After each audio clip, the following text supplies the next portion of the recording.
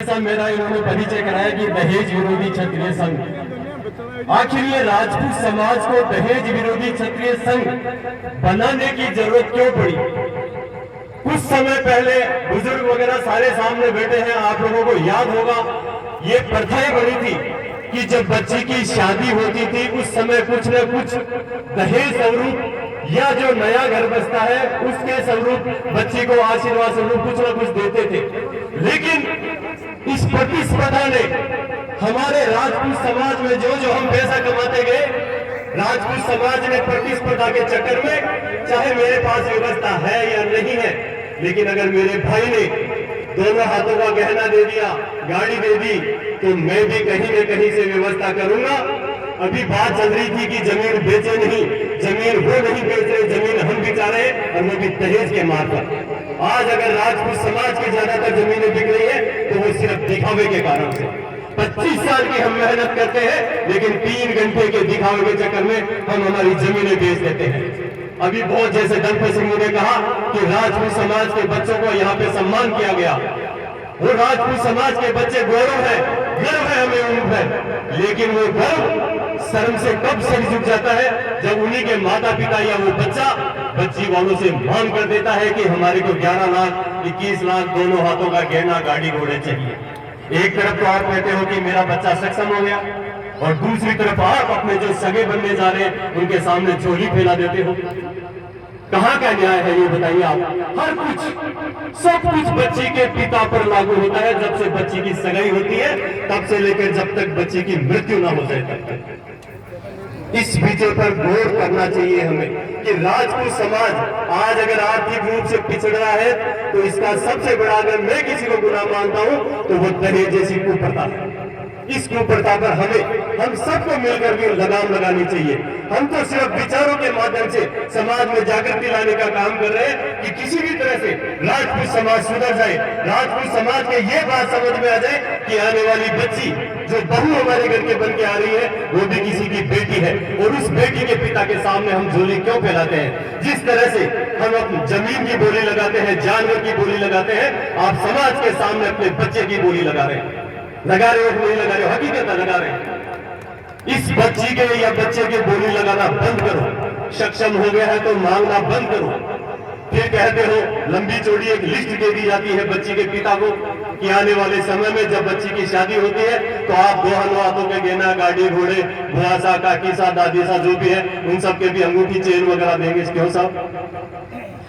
फिर 2 महीने या महीने भर बाद में चर्चा होती है कि बच्ची संस्कारी नहीं है। उस लिस्ट के अंदर आपने संस्कार तो मांगे ही नहीं थे, वो बच्ची संस्कार लाके कहां से आएगी? और मैं तो कहता हूं कि वो बच्ची आखिर काम भी क्यों करेगी? क्योंकि आपने अपने बच्चे की बोली लगाई है, बच्ची के पिता ने उसको खरीदा है, तो वो बच्ची संस्कारी आएगी कहां से?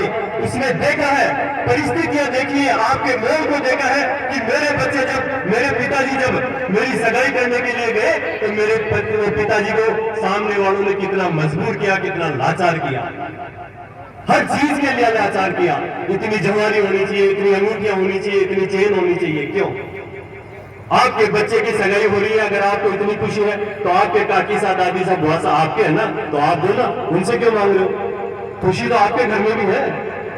दूसरे में छोटा सा निवेदन करना चाहूंगा कि समाज के अंदर जब बारात आती है तो सार्वजनिक रूप से जो शराब की टेबलें लगाई जाती हैं उन पे पाबंदी लगनी चाहिए।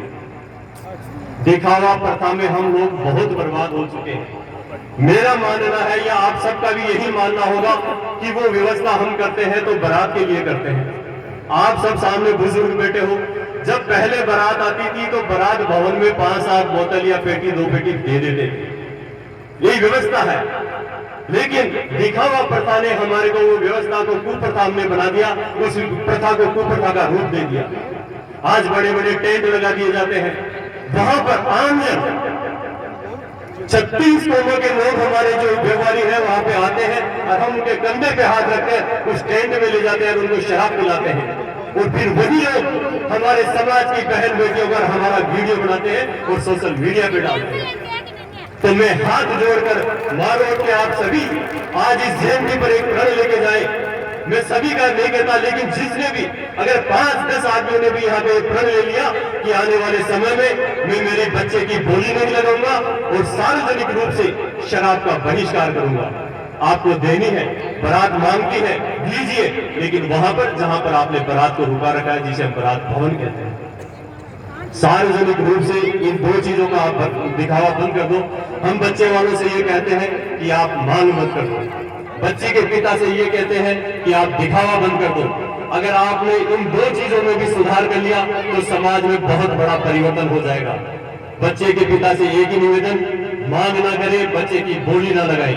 बच्ची के माता पिता से एक निवेदन, उसका दिखावा ना करें, क्योंकि आप सक्षम हैं, आप दे सकते हैं, लेकिन आपका भाई, आपका देवर, आपका पोता या पोता वो नहीं दे सकता, तो मजबूरी बस उसको कहीं ना कहीं जमीन बेचनी पड़ेगी।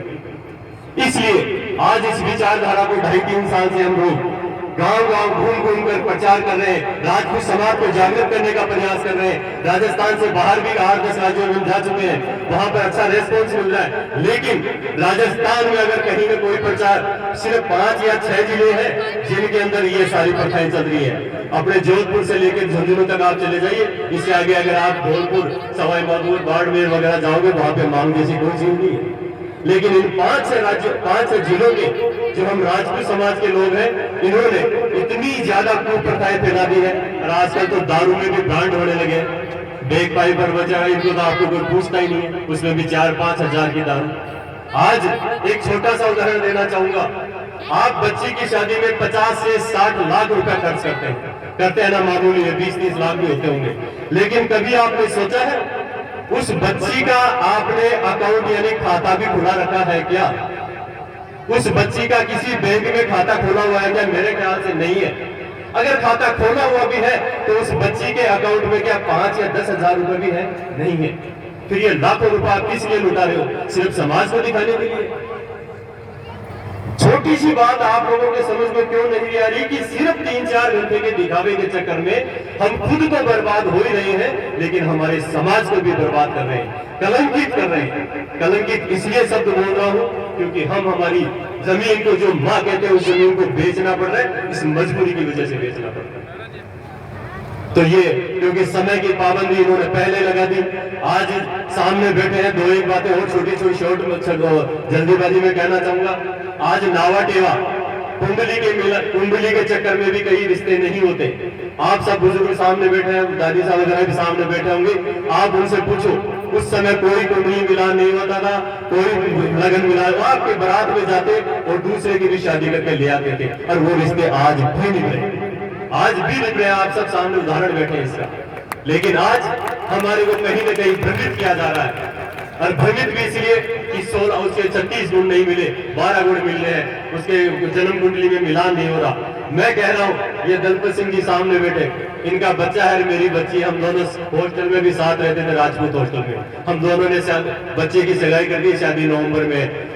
अगर गुण मिलाने हैं तो सगे के गुण मिलाओ, सगी के गुण मिलाओ, रिश्ते कभी नहीं टूटेंगे। हकीकत बात है, छोटी मोटी बातें होती रहती है। 5-10 के आजकल ये मोबाइल इतना हो गया, आप बेटी से माँ पूछती है क्या बना रही है, तेरे को कोई परेशान तो नहीं कर रहा, वो नहीं कर रहा, थोड़ी सी देर में बोला ठीक है मैं तेरे भाई को भेज रही हूँ, गाड़ी पे बैठ के आ जाए। तो रिश्ता टूटने का कारण है कि मातृ शक्ति को भी अपने बच्चियों को समझाना चाहिए कि घर में नई में जा रही है, कुछ गलतियां होती हैं, उसे स्वीकार करना सीखे, नए परिवार के साथ में मेल जोल करना सीखे। उनमें समय जरूर लगता है, लेकिन अपनी बच्ची का घर बसाए, बिगाड़े नहीं। अगर एक बार बच्ची आपके घर आके बैठ गई तो वापस जाने में बहुत परेशानी होती है। आज मैं शहर में निवास कर रहा हूँ, वहां पर देखता हूँ कि हर गली के अंदर 2-3 या 22 अपने घर पे बैठे रहते हैं। शादी होने के बाद भी मुश्किल से साल में 5 या 10 दिन के लिए वो अपने ससुराल के लिए जाते होंगे। तो कहीं न कहीं इसमें गलती माता पिता की भी रहती है। समय ज्यादा हो चुका है। मैं सिर्फ दहेज विरोधी क्षत्रिय संघ की तरफ से आप सब लोगों से यही निवेदन करने आया हूँ कि आप समाज में थोड़ा सा सुधार। और ये लोग कई बार मेरे को सुनने को मिलता है कि इतना बड़ा समाज है, सुधार कैसे होगा।